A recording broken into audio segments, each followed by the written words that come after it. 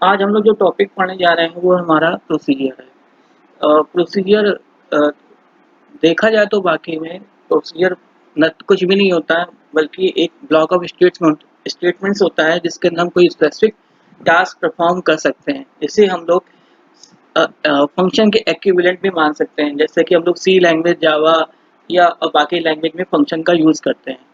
Procedure जो हमारे होते हैं वो टू टाइप्स के होते हैं, सब प्रोसीजर और फंक्शन।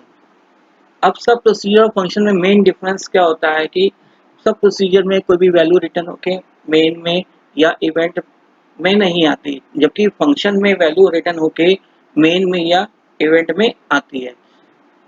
सब प्रोसीजर जो होते हैं हमारे 5 टाइप्स के होते हैं। Number 1 without argument, number 2 by val, number 3 by reference, number 4 optional और नंबर 5 परम एरे, जिसके बारे में हम लोग एक एक करके डिस्कस करते हैं। अब सबसे पहले हम लोग विजुअल स्टूडियो पे आ जाते हैं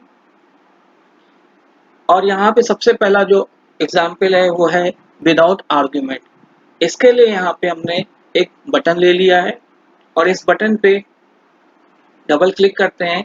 यहाँ पे सबसे पहले मैंने एक डिस्क प्रोसीजर बनाया हुआ है जिसके अंदर हमने 3 वेरिएबल डिक्लेयर किए हुए ए कमा बी कमा सी एज इंटीजर। अब यहाँ पे मैंने 2 वैल्यू इनपुट की हुई हैं, ए और बी, जो कि रन टाइम पे इनपुट होंगी। फिर उसको मैंने 2 वैल्यू को ऐड करके सी में स्टोर करा दिया और मैसेज बॉक्स के थ्रू इसको डिस्प्ले कराएंगे। अब बटन 1 पे हम डिस्क प्रोसीजर को कॉल कर रहे हैं। कॉल करने पे क्या होगा कि जो हमारा इंटरप्रेटर है वो डिस्क मेथड को रन करेगा। रन करने पे इसके अंदर जो भी इवेंट है वो हमारे एक एक करके फायर होंगे। अब इसका आउटपुट देखते हैं वो कैसा आएगा। इसके लिए हम लोग यहाँ पे F5 प्रेस करते हैं। F5 प्रेस करने पे यहाँ पे एक फॉर्म आ रहा है जिसमें कि बटन आ रहा है। इस बटन पे जैसे ही क्लिक करेंगे आपसे वैल्यू इनपुट करने के लिए कह रहा है। आपने यहाँ पे वैल्यू इनपुट कर दी, फिर दूसरी वैल्यू इनपुट की। जैसे ही बटन पे इनपुट करने के बाद जैसे ही ओके पे क्लिक करोगे तो ये आपका आउटपुट आ जाएगा। तो इस तरह से हमारा ये आउटपुट डिस्प्ले होके आ रहा है। जो हमारा विदाउट सब प्रोसीजर है, इसे हम लोग सी में हम लोग विदाउट आर्ग्यूमेंट के नाम से भी जानते हैं। इस तरह से हमारा ये पहला सब प्रोसीजर परफॉर्म हो गया।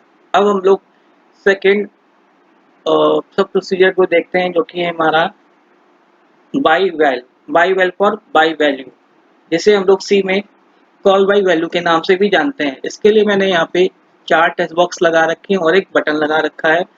इसके बाद इस बटन पे डबल क्लिक करते हैं। यहाँ पे आप देख रहे हो कि मैंने एक डिस्क बंद करके एक सब प्रोसीजर बनाया हुआ है जिसके अंदर हमने बाई वैल की का यूज़ किया हुआ है। जब हम लोग बाई वैल की का यूज़ करेंगे तभी हमारा सेकेंड जो प्रोसीजर है वो यूज में आएगा। तो by val x as integer comma by val y as integer. फिर मैंने x की वैल्यू को x+5 किया है और y की वैल्यू को y+5 किया और उसको हमने टेक्स्ट बॉक्स 3 और 4 में डिस्प्ले करा दिया है। फिर मैंने बटन से इसको कॉल किया हुआ है। कॉल करने पे a और b की वैल्यू यहाँ पे टेक्स्ट बॉक्स के थ्रू a और b में स्टोर हो रही है। फिर इसको हमने वैल्यू को कॉल किया। कॉल होने के बाद जब ये एक्शन परफॉर्म होगा, परफॉर्म होने के बाद जब इसका आउटपुट आएगा तो टेक्स्ट बॉक्स 1 और 2 में कोई भी इफेक्ट नहीं पड़ेगा जब हम लोग डिस्क 1 में कोई भी चेंजेस करेंगे। अब इसका आउटपुट देखते हैं। आउटपुट देखने के लिए सबसे पहले हमको यहाँ पे स्टार्टअप चेंज करना होगा। फॉर्म 2 ले लेते हैं और इसको रन करते हैं। रन करने पे हमने यहाँ पे टेक्स्ट बॉक्स 1 और टेक्स्ट बॉक्स 2 में वैल्यू इनपुट करा दी। जैसे ही बटन पे क्लिक किया, क्लिक करने पे आप देख रहे हो कि टेक्स्ट बॉक्स 3 और टेक्स्ट बॉक्स 4 में तो चेंजेस हो रहे हैं, लेकिन टेक्स्ट बॉक्स 1 और टेक्स्ट बॉक्स 2 में चेंजेस नहीं हो रहे हैं। तो इससे ये आपको आइडिया हो गया होगा कि सब प्रोसीजर कोई भी वैल्यू रिटर्न करके नहीं लाता। तो इस तरह से हमारा ये प्रोग्राम भी एग्जीक्यूट होता है।